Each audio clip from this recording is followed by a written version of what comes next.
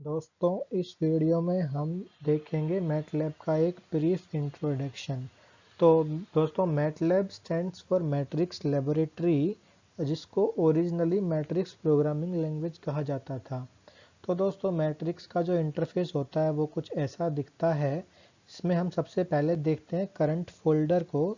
तो current folder वो folder होता है दोस्तों जिसमें हम करंटली काम कर रहे होते हैं, या करंटली जहाँ पर हमारे प्रोग्राम सेव होंगे। जो भी प्रोग्राम हम मैटलैब में बनाएंगे, जब सेव करेंगे तो वो इस करंट फोल्डर में सेव होंगे। नेक्स्ट जो है वो होता है हमारा वर्क स्पेस। तो वर्क स्पेस वो जगह होती है या वो विंडो होती है जहाँ पे हमारे जो भी वेरिएबल्स हम क्रिएट करेंगे हमारे प्रोग्राम के दौरान, वो सारे यहाँ पे वर्क स्पेस में सेव होंगे। यहाँ से हम उन वेरिएबल्स में क्या वैल्यूज सेव्ड हैं, किस तरह टाइप के वैल्यूज हैं, वो डबल हैं या फ्लोट टाइप के हैं या इंटीजर्स हैं या कैरेक्टर्स हैं, वो सब स्टोर होता है।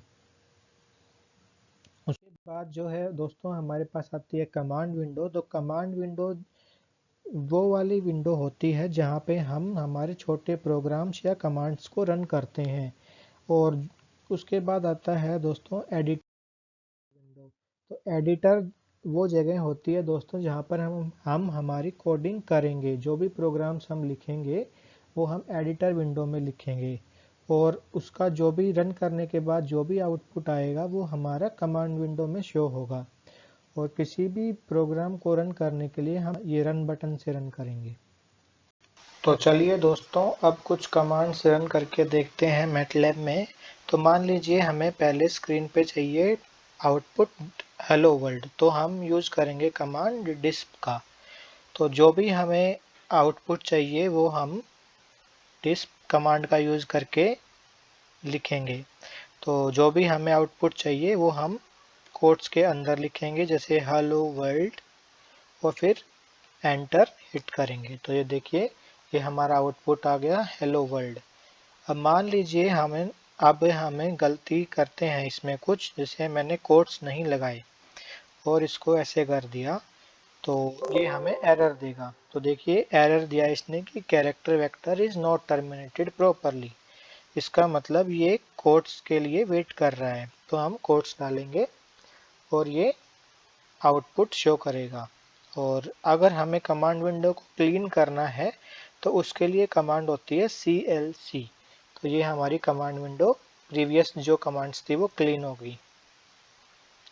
तो अब एक वेरिएबल क्रिएट करते हैं। चलिए, जैसे a इक्वल टू, उसमें मैंने वैल्यू डाल दी 45। तो ये हमने वैल्यू डाली 45। तो चलिए एंटर करते हैं। तो देखिए जैसे ही हमने a में वैल्यू डाली, एक वेरिएबल क्रिएट हो गया वर्क स्पेस में a नाम से, जिसकी वैल्यू 45 है और वेरिएबल है डबल टाइप का। अब मान लीजिए दूसरे मैंने वेरिएबल क्रिएट किया 35, तो एक और वेरिएबल क्रिएट हो गया b, जिसकी वैल्यू है 35। तो इस तरह से जो भी हम वेरिएबल क्रिएट करेंगे वो हमारे वर्क स्पेस में सेव होते जाएंगे। और जैसे अब हमने इसको कर दिया ऐड, जैसे a प्लस बी। तो ये हम एडिशन, सब्सट्रैक्शन, जो भी ऑपरेशन हम चाहें वो कर सकते हैं। जैसे a माइनस बी किया। अब मान लीजिए हमें चाहिए a raise to power b। तो जैसे मैंने उसको सेव किया v में और लिखा a raise to power b। तो ये हो गया रेज टू पावर का साइन। तो ये हो गया एंटर। तो इस तरह से हम रेज टू पावर भी निकाल सकते हैं। पावर, किसी भी वेरिएबल की पावर हम निकाल पाएंगे। तो अब चलिए CLC यूज करते हैं और कमांड विंडो को क्लीन करते हैं। अब अगर हमें वर्क स्पेस को क्लीन करना है, सारे वेरिएबल्स को फ्लैश आउट करना है, तो हम कमांड का यूज करते हैं क्लियर ऑल। तो इस तरह से देखिए सारा वर्क स्पेस क्लीन हो गया है। तो इस तरह से हम वर्क स्पेस को क्लीन कर सकते हैं। दोस्तों, जो अदर लैंग्वेजेस होती हैं जैसे C और C++, उनमें हमें पहले डिफाइन करना पड़ता है वेरिएबल का टाइप। तो हमें वेरिएबल डिफाइन करने से पहले उसका टाइप डिफाइन करना पड़ेगा। जैसे मुझे इंट टाइप का वेरिएबल चाहिए, तो मुझे पहले लिखना पड़ेगा इंट और a वेरिएबल का नेम, और उसके बाद जो भी वैल्यू हम उसमें डालना चाहते हैं वो जो कि इंट टाइप की होगी। लेकिन मैटलैब में ऐसा नहीं है। मैटलैब में हमें सिर्फ वेरिएबल का नेम देना होता है और जो भी वैल्यू हम देना चाहते हैं, जैसे मुझे पॉइंट्स में वैल्यू देनी है तो पॉइंट्स में वैल्यू दे देंगे। अगर मुझे कैरेक्टर टाइप का बनाना है तो मैं कैरेक्टर टाइप का बना दूंगा।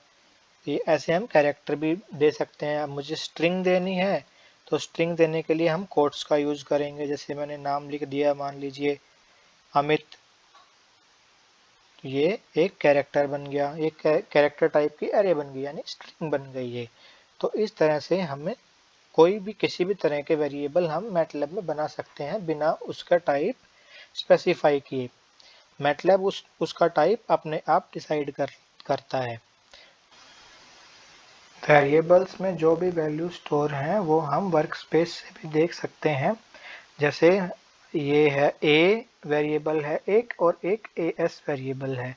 उसमें ए में स्टोर है एफ और एस में स्टोर है अमित। तो देखिए अमित जो है वो 1x4 का एक कैरेक्टर टाइप का एरे है और ए जो है वो एक 1x1 का कैरेक्टर है। और हम यहाँ से वेरिएबल्स की वैल्यू भी चेंज कर सकते हैं। जैसे मान लीजिए इसमें अमित सेव है, मैंने इसको चेंज करके इसमें डाल दिया 47।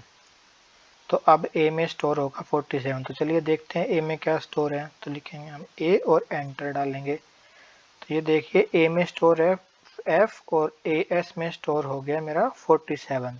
तो ऐसे हम वर्क स्पेस से वैल्यू भी चेंज कर सकते हैं। नेक्स्ट मान लीजिए ए इक्वल टू 23 है और b इक्वल टू 90 है। और मैंने एक वेरिएबल बनाया c जो कि है a माइनस b। तो देखिए c में वैल्यू स्टोर हो गई -67। अब मान लीजिए मैं इसको c में ना स्टोर करके सिर्फ a माइनस b लिखता हूँ। तो देखिए वर्क स्पेस में एक नया वेरिएबल क्रिएट हुआ ans यानी आंसर, और आंसर में स्टोर हुआ -67। तो अगर हम किसी ऑपरेशन को सेव नहीं करते हैं किसी दूसरे वेरिएबल में, तो मैटलैब बाय डिफ़ॉल्ट एक वेरिएबल क्रिएट करता है आंसर नेम से